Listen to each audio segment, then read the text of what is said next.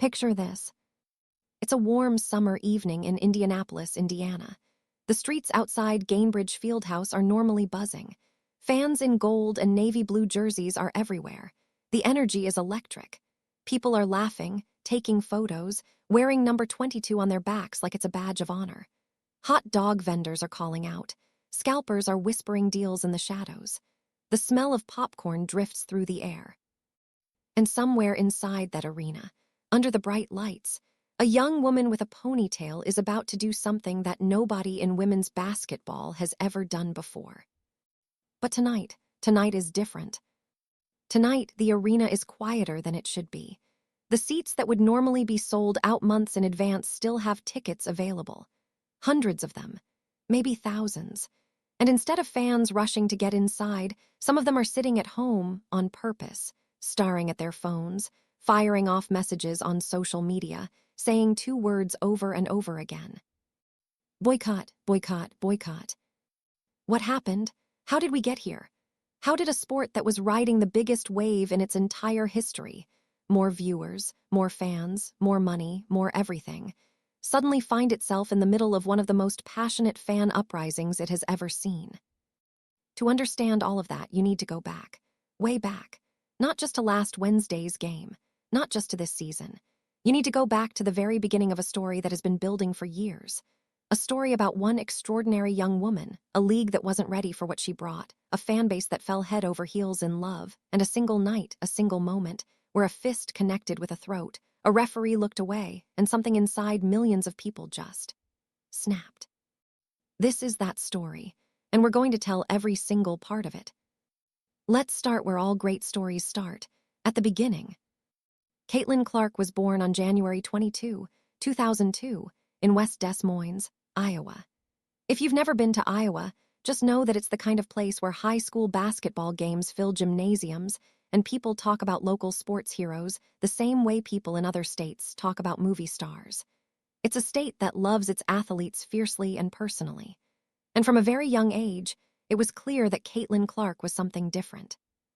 She played basketball the way some kids breathe, naturally, effortlessly, but also with a fire in her eyes that people around her noticed immediately. Her dad, Brent, used to play with her in the driveway. Her brothers would go up against her, and she'd compete like her life depended on it. She wasn't just good. She was relentless. By the time she got to Iowa State's Dowling Catholic High School, she was already turning heads. College coaches started sniffing around early. Iowa, Iowa State, Notre Dame, big programs were all calling. But Caitlin chose Iowa. She chose the Iowa Hawkeyes, and that decision would change everything. She walked onto that campus in the fall of 2020, during a pandemic, when the world was upside down and sports were being played in empty arenas and bubble environments. And even then, even in those strange, quiet, empty gyms, Caitlin Clark started making noise. As a freshman, she led all of NCAA Division I women's basketball in scoring. Let that sink in. As a first-year player, a kid who had just graduated high school, she was the top scorer in all of college women's basketball. She earned All-American honors. Coaches around the country started paying attention. But that was just the beginning. As a sophomore, she did something that no women's player in Division I history had ever done before. She led the nation in both points and assists in the same season. Points and assists, scoring and creating. Think about how rare that is. You're either a scorer or a passer. Very few people in basketball history, men's or women's, have been truly elite at both at the same time. Caitlin Clark was doing it as a 20-year-old in college. By her junior year, she was the National Player of the Year. She led Iowa to its first national championship game in decades. The Hawkeyes were playing in front of sold-out arenas, and not just because of the team, because of her. Because of this one player who shot the ball from places nobody shoots from, who could see passes that nobody else could see, and who played with a swagger that was equal parts joy and competitive fury. And then came her senior year, her final season at Iowa, and if you were watching women's basketball during that stretch, you know that something extraordinary happened. Something that doesn't happen very often in sports. A moment where a player stops being just a great athlete and becomes a cultural phenomenon. March 2024. The NCAA Women's Basketball Tournament. Iowa on the road to another Final Four. And Caitlin Clark, in the last games of her college career, was putting on performances that people who watch basketball their entire lives will never forget. The crowds were massive. The viewership numbers were breaking records that hadn't been broken in years. The championship game between Iowa and South Carolina drew 18.9 million viewers on ABC. 18.9 million. That was more viewers than the NBA Finals game that same spring. More viewers than many major sporting events on television. Women's basketball had never seen numbers like that, not even close. And at the center of it all was this tall, confident young woman from West Des Moines, Iowa, draining logo threes, shots from 30 feet, 35 feet, practically from half court, with a calm, unbothered expression on her face. Like she had already decided the ball was going in before she let it fly. She finished her college career with more points than anyone in NCAA Division I history. Men or women. More points than Pete Maravich. More points than Oscar Robertson. More points than any player who had ever walked onto a college basketball court in the modern era of the game. The records she set weren't just impressive. They were staggering. She graduated from Iowa as the all-time leader in points, three-pointers made, and one of the top assist leaders in history. She was named the National Player of the Year twice.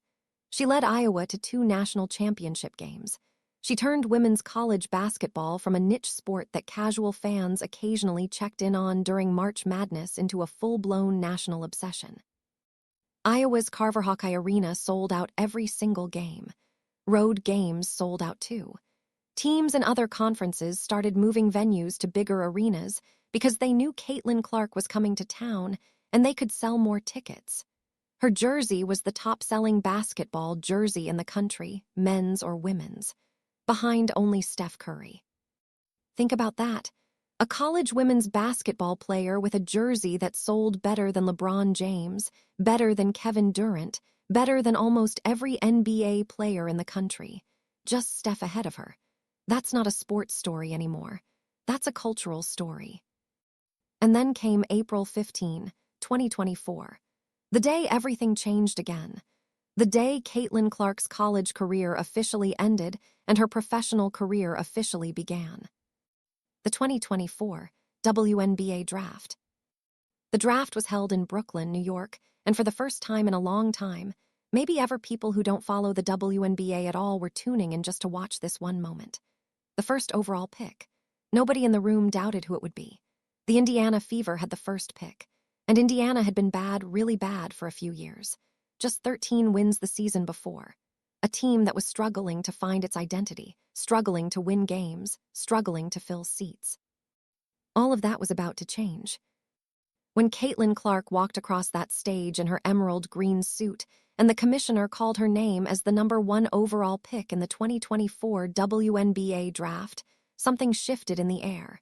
You could feel it even through a television screen. This wasn't just a draft pick. This was a moment, the beginning of something new. She signed her rookie contract with the Fever and got to work. And the WNBA, the entire league, was never going to be the same again. The Caitlin Clark effect started immediately. Even before the regular season began, preseason tickets were selling out. Teams that had averaged maybe a few thousand fans per game were suddenly selling out arenas because Caitlin Clark was coming to play. Prices for Indiana Fever games on the secondary market skyrocketed overnight. A ticket that might have cost you $15 a few years earlier was now going for hundreds. And when the season started, the numbers were mind-blowing. In her very first WNBA game, Caitlin Clark scored 20 points. She also committed 10 turnovers, more turnovers than any player had ever had in a debut in WNBA history. The pros were faster, stronger, more experienced. The learning curve was real, but even in a loss, even with 10 turnovers, you could see it. The talent, the vision, the way she saw the court differently from everyone else on it. Over the course of that first season, she figured it out. Game by game, week by week, she got better. She started breaking records, not just rookie records, all-time records. On June 23, she set the Indiana Fever single-game record with 13 assists in one game. One game.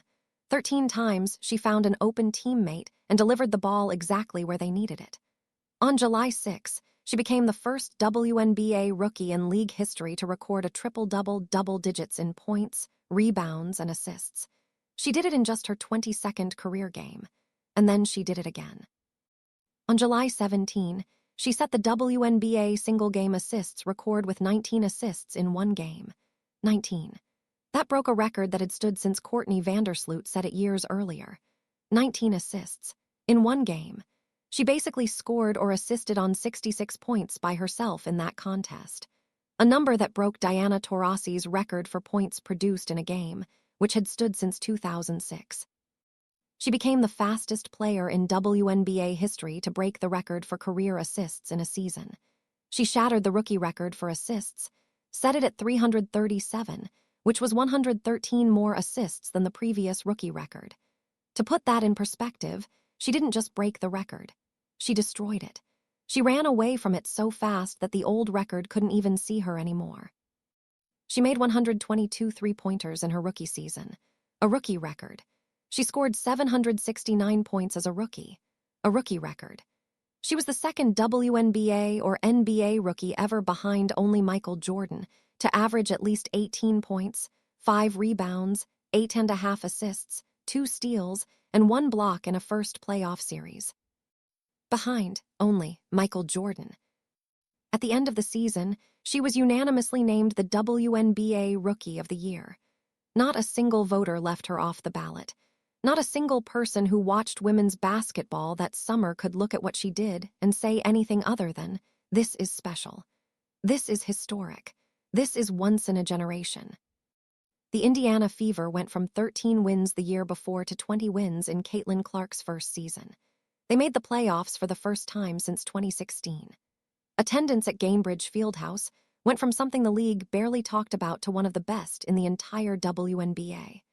The Fever averaged over 17,000 fans per home game in that 2024 season, a number that broke the previous franchise record. And the viewership numbers for the WNBA as a whole, they were extraordinary. Games featuring Clark were drawing viewers that women's basketball had never seen in the cable and streaming era. The sport wasn't just growing, it was exploding. Brands were rushing to get involved. Sponsors were lining up. Players' salaries started going up. New teams were being added to the league. A media rights deal worth $2.2 billion over 11 years was signed, partly because networks and streaming platforms had seen what Caitlin Clark could do to ratings. She wasn't just a basketball player anymore. She was an industry. She was a movement. She was the reason millions of people who had never watched a single WNBA game in their lives suddenly knew the names of every player on the Indiana Fever's roster. Her autographed trading card sold for $78,000 in 2024. Then in 2025, a signed rookie WNBA card sold for $366,000, making it the most expensive women's sports card in history. And then another Clark card sold for $660,000, breaking that record all over again. $660,000 for a trading card, a piece of paper with her picture on it. That is what Caitlin Clark means to people. That is the level at which she had captured not just the sports world, but the broader culture. And she was just getting started. But here's the thing about being that big, that important, that much of an attraction. It makes you a target. Not always in a malicious way, sometimes just in the natural way that sports works. When you are the biggest star on the court, the other team focuses on you. Defenses game plan for you specifically. You get physical play. You get bumped and grabbed and held in ways that sometimes don't get called. Every superstar in every sport deals with this to some degree. But for Caitlin Clark, something more troubling was happening. Something that her fans noticed. Something that her coaches noticed. And something that, game by game, incident by incident, was building toward a moment of explosive frustration. Throughout her rookie season, there were plays that made people scratch their heads. Moments where Clark was on the receiving end of contact that seemed hard to ignore, and the whistle stayed silent. There were arguments about whether the officiating was consistent, Whether she was being treated the same way as other players, whether some of the physicality directed her way crossed a line. Some of it was just the rough and tumble of professional basketball. Nobody is saying that she should get special treatment because she is famous. But some of the incidents, the flagrant fouls that weren't called, the hits that went unaddressed in real time, started to add up in people's minds. And then came the 2025 season, and things got worse before they got better. The 2025 WNBA season was supposed to be the next chapter in Caitlin Clark's story. The sophomore year. The jump. The moment when she took everything she learned in that wild, record-breaking rookie season and turned it into sustained dominance. Instead, it became a season defined by something Caitlin Clark had never really experienced before in her entire athletic career. Sitting out, watching from the bench, watching from the locker room, watching from home. It started with a groin injury. Then came an ankle injury during rehab from the groin. One thing led to another, and before anyone could fully process what was happening, Caitlin Clark had played in just 13 of the Indiana Fever's 41 games in 2025. 13 out of 41. For a player who had never missed a single game during 4 years of college basketball, who had played through bumps and bruises and physical games without a single absence, this was devastating. Not just for her personally, but for the league. And the numbers proved it immediately. When Clark was in the lineup, Fever games were setting viewership records. The season opener against Chicago drew 2.7 million viewers on ABC, one of the highest-rated women's basketball games in decades. But without Clark, viewership for Indiana games dropped by roughly 39%. In one game without her against the Washington Mystics, viewership fell to 357,000 viewers. 357,000. To put that in context, that was still somehow the 10th most-watched WNBA game in NBA TV history, which tells you something about how much the Clark era had raised the floor for the entire league. But the drop was undeniable. When she wasn't playing, the numbers fell. Ticket prices on the secondary market dropped. Betting interest dropped. Casual fans who had tuned in because of her tuned out when she wasn't there. The WNBA tried to keep things moving. And to their credit, the league as a whole still had a record-breaking season in some areas. The Fever even made the semifinals despite Clark being absent for most of the year. But the absence was felt everywhere. In stadiums, on television, online. The Clark-shaped hole in the season was enormous.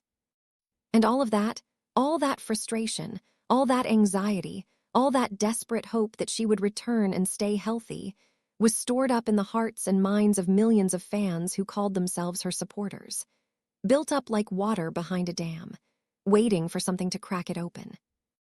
That crack came in June 2026. The 2026 season was supposed to be the redemption year. Clark herself had said during training camp that she wanted to stay healthy, that she had learned from the injuries, that she was going to take care of her body differently. The Fever were built out around her, new veterans added, a new practice facility on the way, a coaching staff that believed in what they were building. Everything seemed pointed at a championship run. And for the first few months of the 2026 season, it was working. Clark was playing in almost every game. She was putting up absurd numbers, 21.2 points per game, 8.2 assists per game, averaging over 21 points and 8 assists across 17 games going into late June. Records were falling. Her Amazon Prime Video game against Atlanta drew 816,000 viewers, the biggest audience that streaming platform had seen for a WNBA game all season. The Fever were 9-6, not perfect but real, building something. Clark was looking like the player everyone knew she could be when healthy. Everything was lining up. And then the Phoenix Mercury came to Indianapolis. The first game between the two teams on Monday, June 22, was rough, physical, tense. 5 players got technical fouls during that game, including Clark herself and her former teammate DeWanna Bonner, who had left the Fever under complicated circumstances and now played for Phoenix. Bonner and Clark got into a verbal confrontation near the basket. It was heated, it was competitive, and it set the stage for what came next. The second game between the Fever and Mercury was Wednesday, June 25. And this is where everything unravels. Early in the second quarter, Caitlin Clark drove to the basket. She went for a loose ball. She ended up on the floor of the court, on the hardwood, down, vulnerable in the way that players sometimes are in the middle of a physical scramble. The ball was rolling away. Other players were moving around her. And then Phoenix Mercury, forward Alyssa Thomas, did something. She pressed her fist into Caitlin Clark's throat. Not accidentally, not as part of a normal basketball play. She pushed her fist down onto Clark's neck area, her throat, as Clark was laying on the floor. And then Thomas stepped over Clark and walked away to join her teammates. There was an official standing right there on the baseline, right there, within a few feet of the play, with a clear line of sight to what had just happened. No foul was called. The video went everywhere within minutes. Twitter, TikTok, Instagram, YouTube, every sports show, every sports radio segment, every fan account.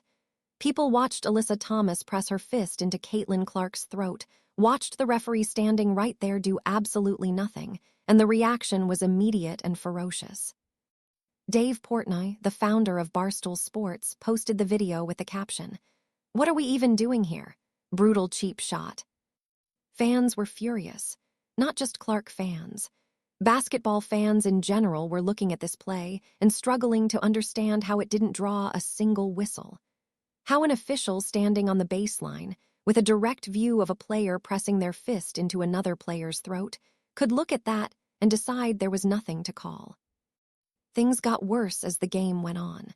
Later, Clark was shooting a three-pointer when Mercury forward Valeriane Ige got underneath her and appeared to deliberately step into her landing space. Clark came down from her shot, and the landing spot wasn't where it should have been. She grabbed her back. The officials went to the monitor. They reviewed the play, and they decided not to upgrade it to a flagrant foul. Clark grabbed her back again, and as the third quarter wore on, it was clear something was wrong. Indiana's medical staff came to check on her. She was in pain. And eventually, with just over 5 minutes remaining in the third quarter, Caitlin Clark went to the locker room. She did not return. Without their superstar, the Fever fell apart. They had been leading.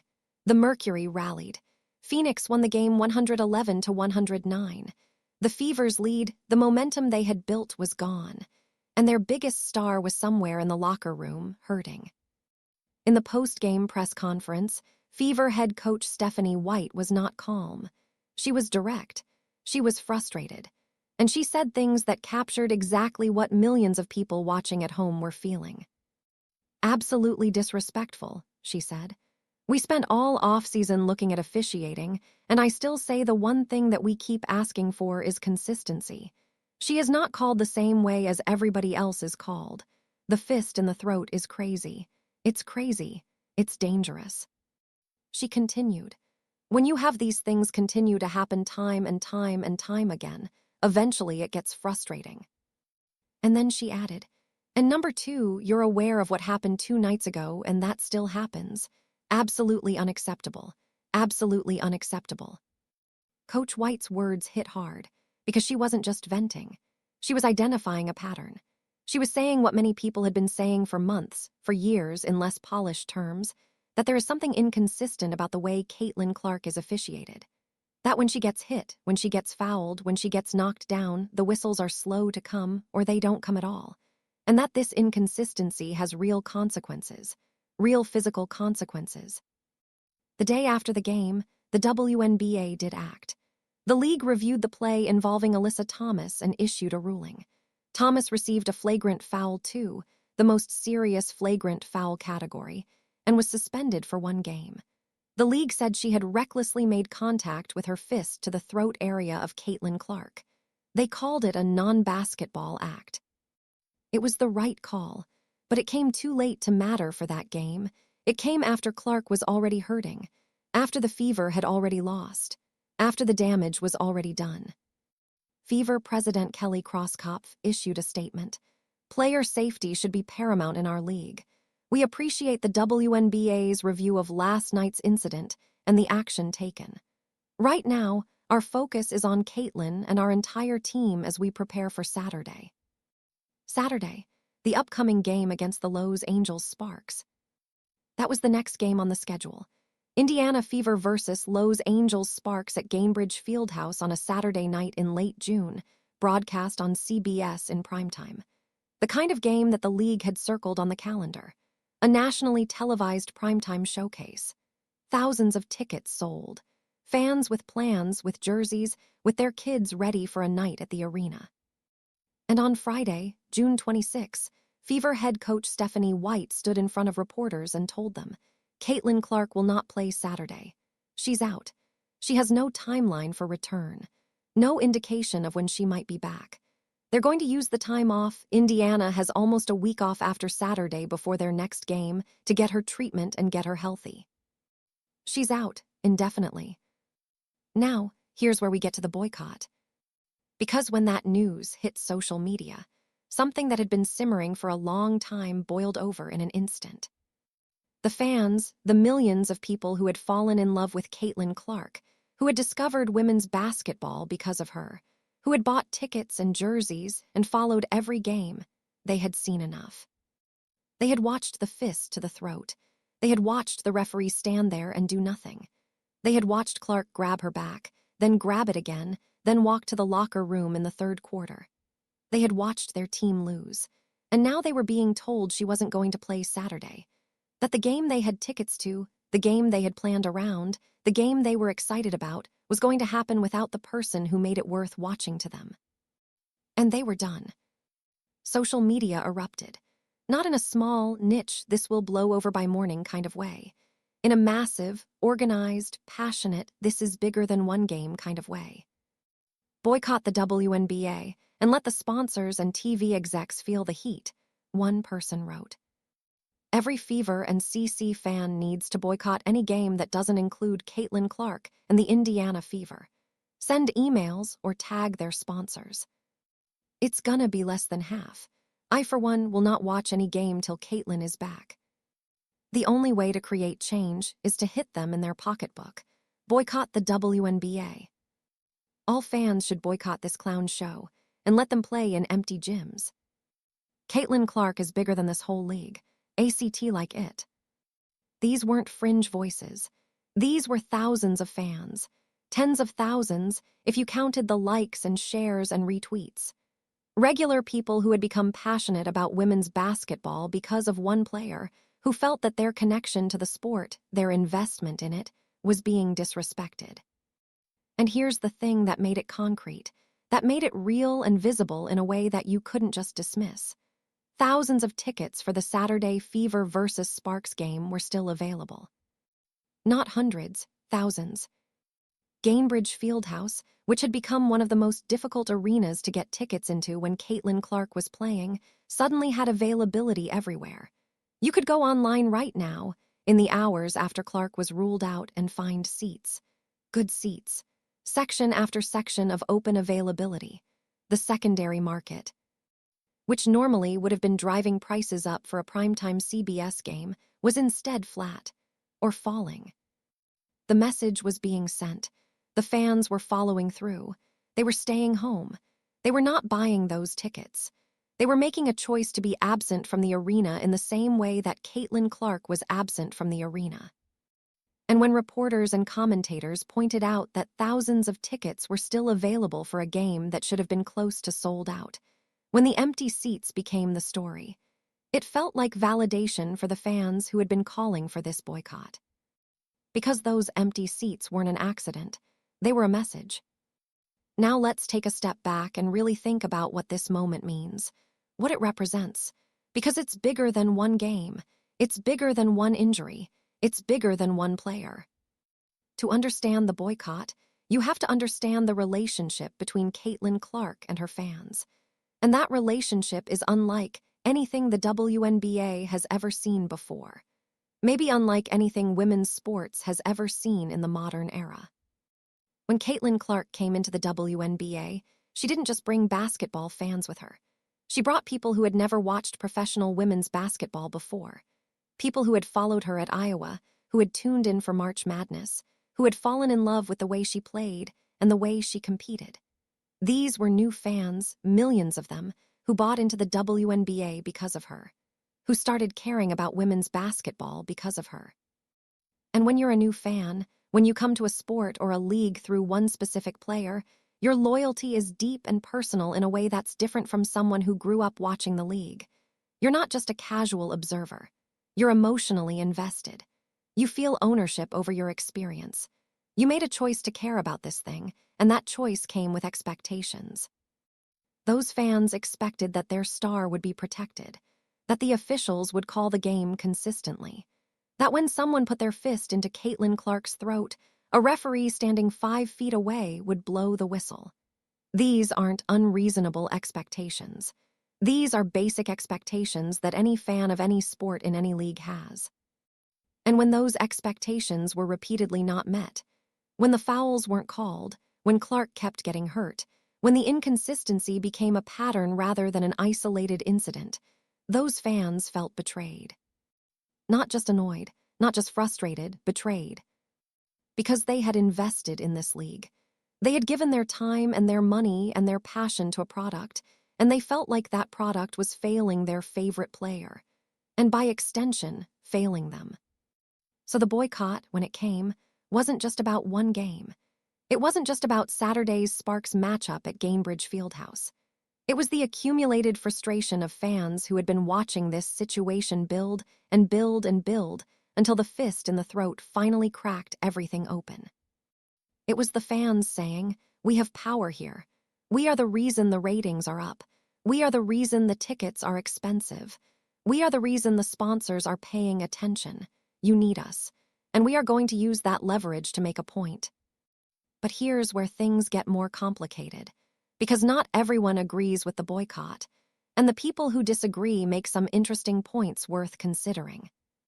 Some fans, including longtime WNBA supporters who have been watching the league since before Caitlin Clark arrived, have pushed back hard on the boycott.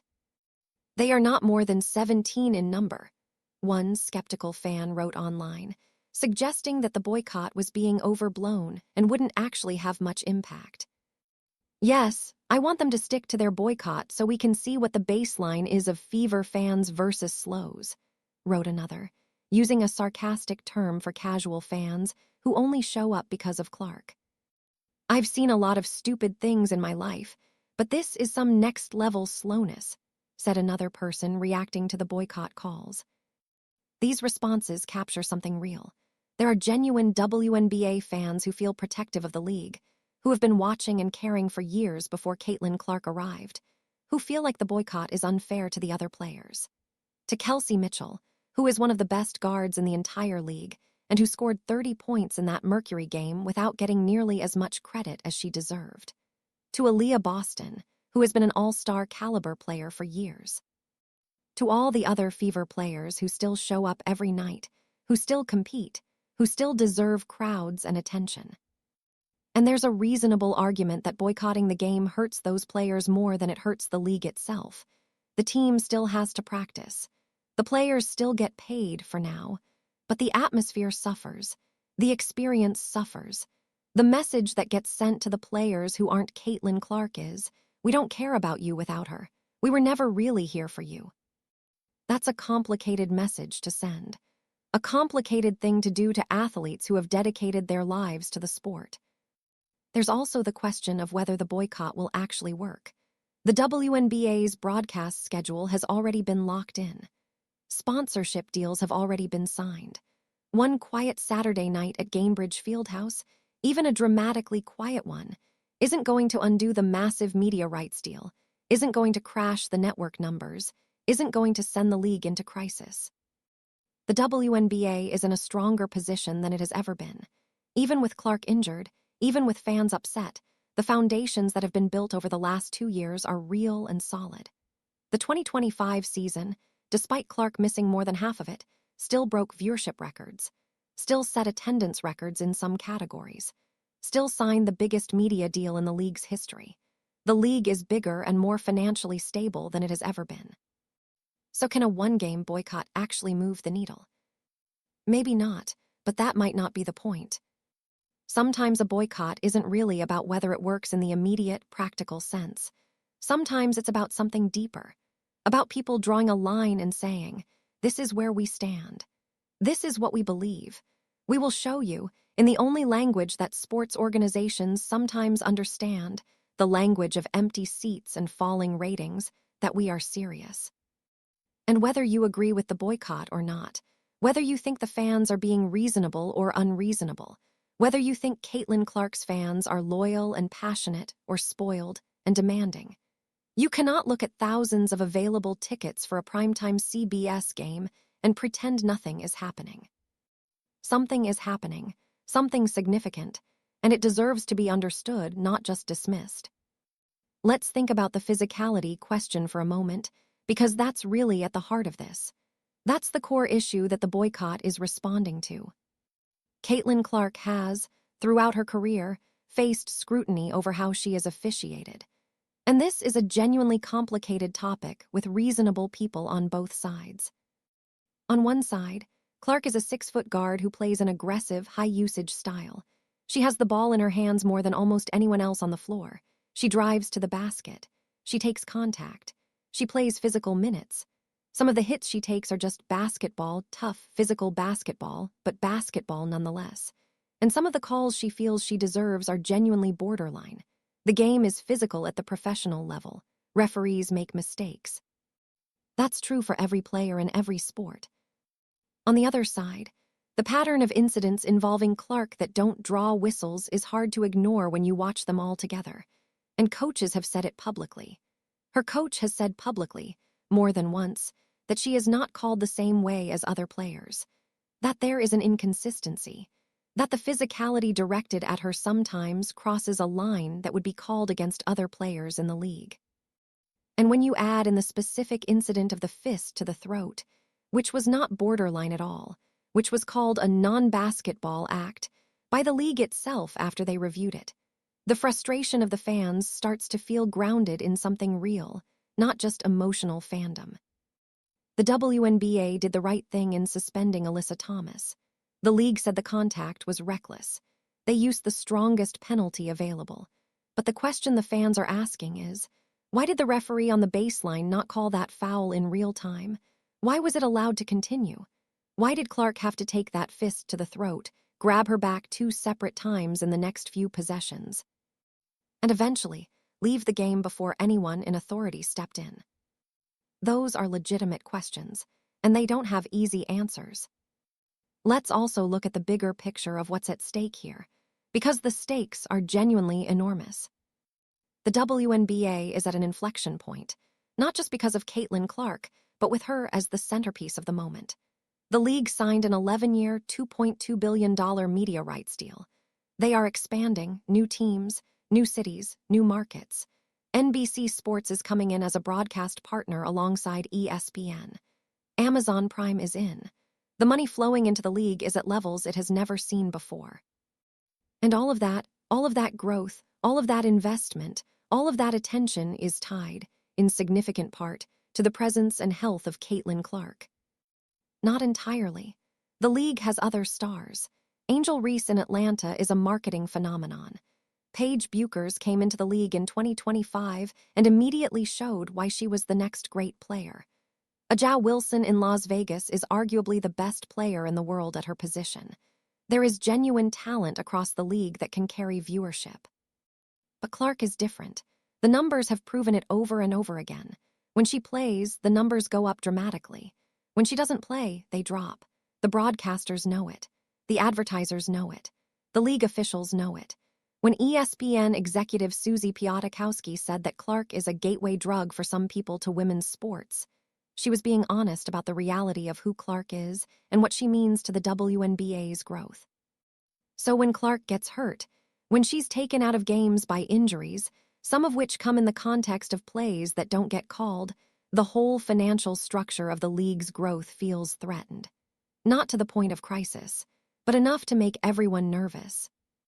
And the fans who are boycotting understand this dynamic, even if they don't articulate it in business terms. They understand that their presence, their eyeballs, their ticket purchases, their social media engagement is currency, and they are withdrawing that currency to make a point. Whether the league leadership will actually respond to that point in a meaningful way is another question.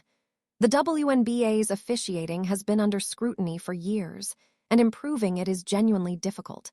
It requires training, investment, consistency, and a clear philosophy about how the game should be called. These things take time. But the pressure is real.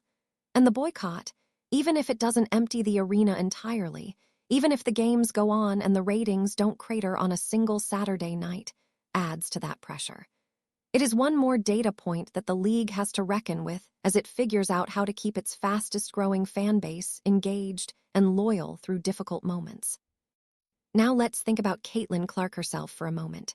Because in all of this, all the noise, all the social media fury, all the boycott calls, all the analysis, there is a real 24-year-old woman who is sitting somewhere in Indianapolis with a back that hurts, watching this all unfold. What must this be like for her? On one hand, the love and support from her fans is overwhelming and genuine. When millions of people say they won't watch unless you're playing, that is an extraordinary statement of how much they care about you. That's not nothing. That's everything for an athlete. On the other hand, the scrutiny is relentless. Every time she gets hit, it becomes a national story. Every time she gets injured, millions of people lose their minds on the internet. Every game she misses is a crisis.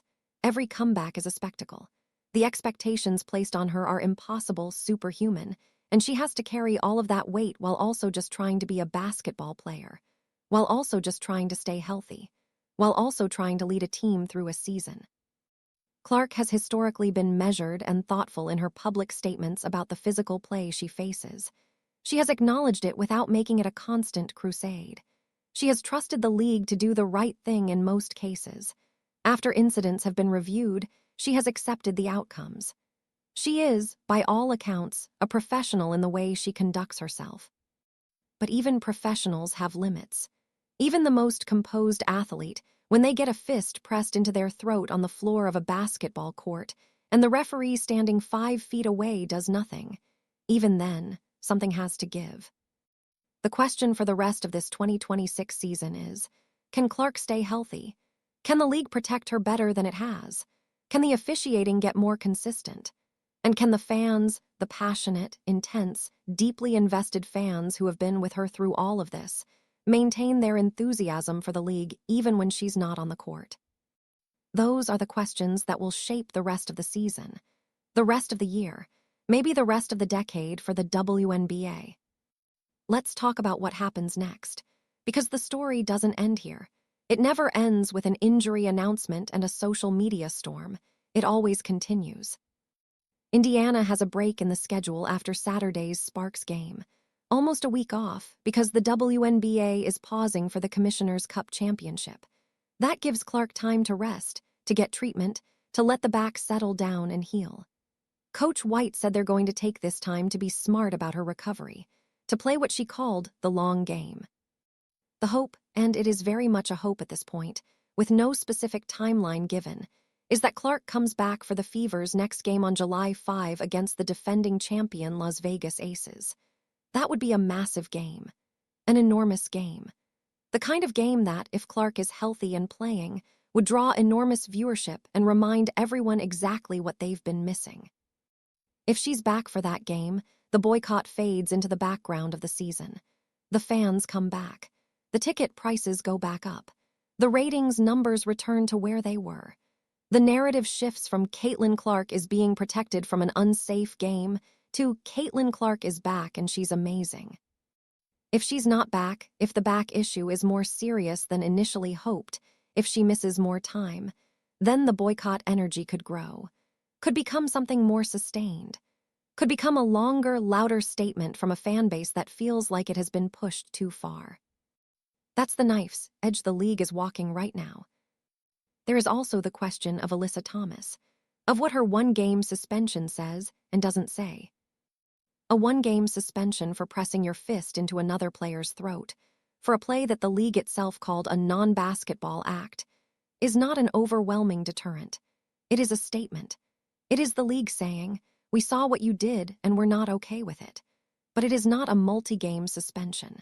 It is not the kind of punishment that sends a message throughout the entire league that this kind of behavior carries serious consequences. Some fans feel that the punishment was too light, that if the situation were reversed, if Clark had pressed her fist into another player's throat while they were down on the floor, the response would have been more severe and more immediate. Whether that's true is impossible to know for certain.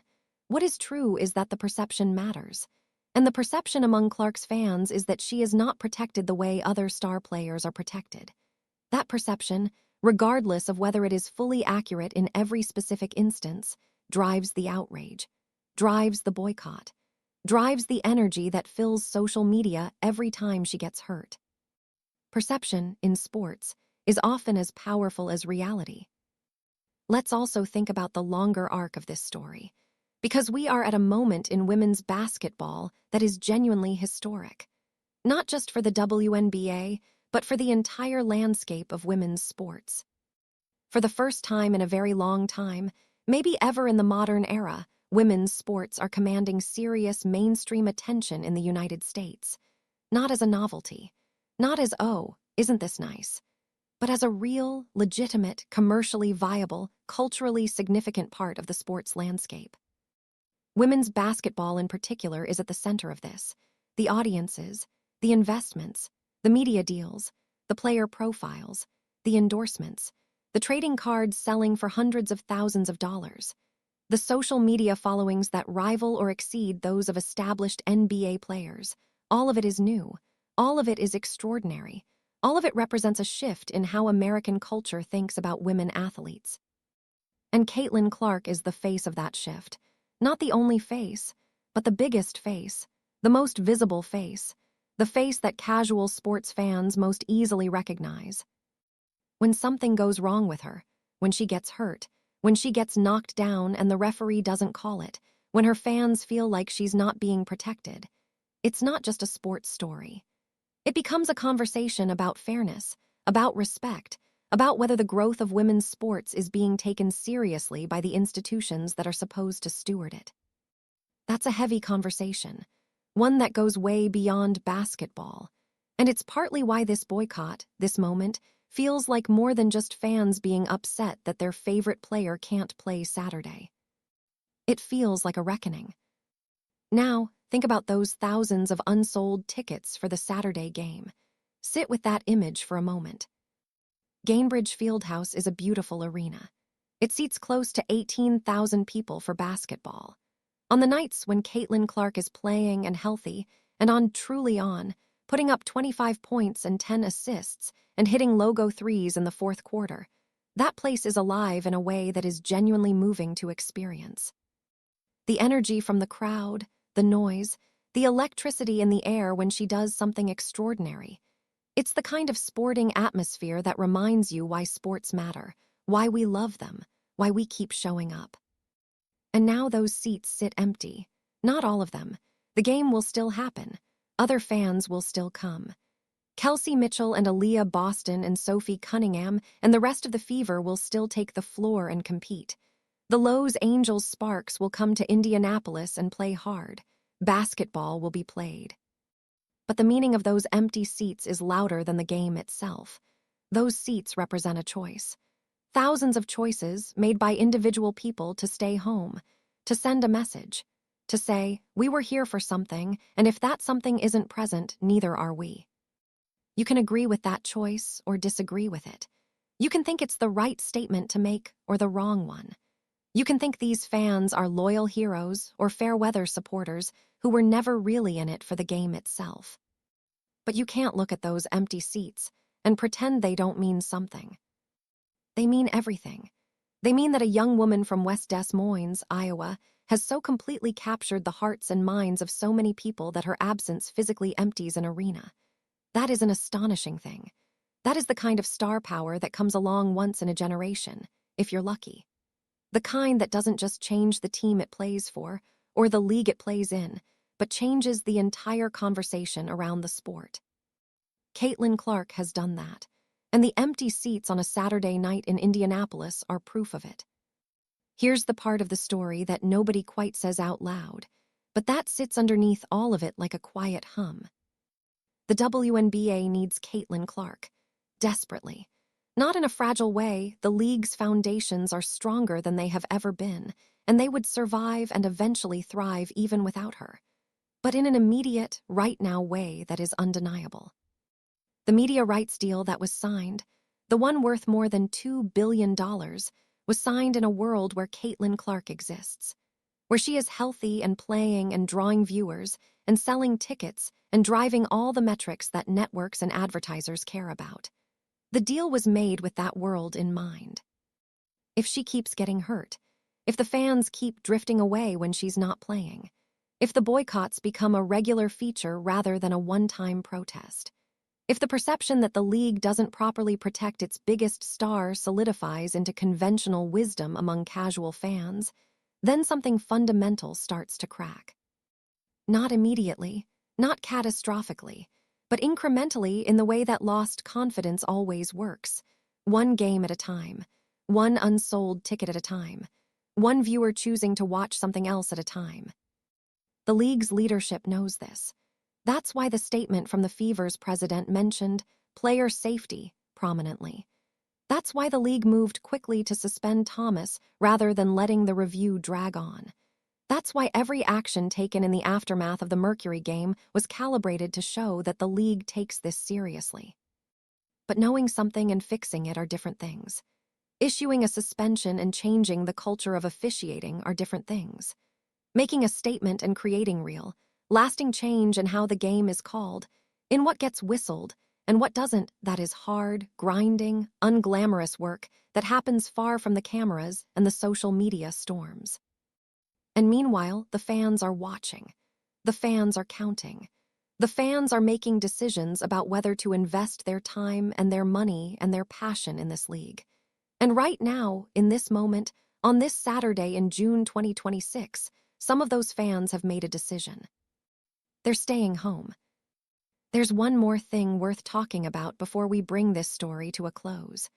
And it's something that often gets lost in the heat of the moment, in the fury of the social media posts and the boycott calls and the empty seats. The game itself, women's basketball at the professional level, the WNBA. This league has been around since 1997, nearly 30 years. In that time, it has survived economic crises, the loss of teams, years of relatively modest viewership, the challenge of competing for attention in a crowded sports landscape. It has produced incredible athletes and incredible moments. Lisa Leslie and Diana Taurasi, and Sue Bird and Cheryl Swoops and Candace Parker, and so many others. Players who gave everything they had to this game, who elevated it year after year, who kept it alive and growing through the lean years. And now the league is at a genuinely extraordinary moment, more popular than it has ever been, more financially stable, more culturally relevant, more watched, more talked about, with more talent on the rosters than at any point in its history, because the college game has grown and produced more elite players, and because the WNBA's improving salaries and conditions are making it more attractive for the best players in the world to stay and compete in America rather than going abroad. This is a league worth fighting for, worth caring about, worth watching, not just because of Caitlin Clark, although she is extraordinary, but because of what the whole thing represents. What it means that these women are here, competing at this level, building something that future generations of girls will grow up watching and dreaming about. The boycott is a moment. It will pass. Clark will come back, probably sooner rather than later, given that the back issue seems to be one they're treating conservatively rather than dealing with something structural that would keep her out longer. The fans will come back too, because they love this player and they love watching her play, and when she's healthy and on the floor, that love is stronger than any frustration. But maybe something good can come out of this moment. Maybe the empty seats on a Saturday night in Indianapolis, the visible, undeniable proof that Clark's absence changes everything, sends a message that leads to real improvements. Better officiating training, more consistent application of the rules, faster intervention when players are taking hits that shouldn't be allowed. Maybe the pressure that the fans have applied through this boycott, however imperfect and complicated the boycott might be, actually leads somewhere useful. That would be the best possible ending to this story. Not a league humiliated, not a fan base alienated, but a problem acknowledged, taken seriously, and actually addressed. For the sake of the game, for the sake of the players, for the sake of the little girls who are watching all of this and deciding what kind of athletes and what kind of fans they want to be when they grow up. That's the real stakes here. That's what this moment is really about. So here we are, late June 2026. Caitlin Clark is sitting out. Thousands of tickets to the Indiana Fever's Saturday game are still available. The fans are sending a message. The league is watching. A young woman who grew up shooting baskets in a driveway in West Des Moines, Iowa, who broke every record there was to break in college, who came into the WNBA and changed it forever in her very first game, who has spent 2.5 years at the center of the most exciting moment in women's basketball history. That woman is at home, nursing an injured back, waiting to get healthy, waiting to come back and do the thing she loves more than anything else in the world. And the empty seats in Indianapolis are waiting for her too. They're loud in their silence, those empty seats. They say something that statistics and broadcasts and social media posts can't quite capture. They say, this sport, at its highest level, with all its history and talent and ambition, has never quite seen anything like what happens when Caitlin Clark walks onto the court. And that's the thing about stars that shine this bright. You don't fully understand what you had until the lights go out, even temporarily, even for one Saturday night in June. The lights are going to come back on. She's going to be back on that court. And when she is, when number 22 laces up her shoes and walks through that tunnel at Gainbridge Fieldhouse, and the crowd sees her again for the first time, those thousands of available tickets will be sold. Those fans who stayed home in protest will watch from wherever they are. The numbers will go back up. The energy will return. Because that's what she does. That's what she's always done. She makes people want to watch. She makes people want to care. She makes people who never thought they would fall in love with women's basketball, feel something when they watch her play. And right now, on this Saturday, she's not playing. And the empty seats show you, in the clearest, most honest way possible, exactly how much that matters. This story isn't over. It's barely halftime. And Caitlin Clark's best basketball is still ahead of her. Stay tuned.